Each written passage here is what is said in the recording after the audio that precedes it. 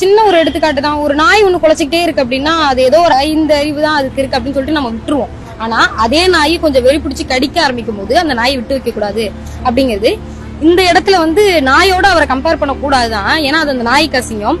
ஆனால் சீமான் போற இடத்துல எல்லாம் ஒண்ணு படிச்சுட்டு பேசணும், இல்ல என்னால பேச முடியாது சொல்லிட்டு போகணும். இல்ல நான் படிக்க மாட்டேன் நான் பேசிட்டே இருப்பேன்னா அந்த தற்குறி சீமானுக்கு தமிழ்நாடு ஆற்றக்கூடிய எதிர்வினையை அதை எதிர்கொள்வதற்கு தயாராக இருக்கணும். அப்பப்போ ஒரு தலைவரை எடுத்துக்கிறதோ, இல்ல அவர்களுக்கு தேவைப்பட்டவர்கள் தலைவரா ஏத்துக்கிறதோ, இல்ல அவங்க நினைக்கும் போது பாரதியாரை தூக்கி கொண்டாடுவாங்க, நினைக்கும் போது பாரதியாரை தூக்கி கீழே போடுவாங்க.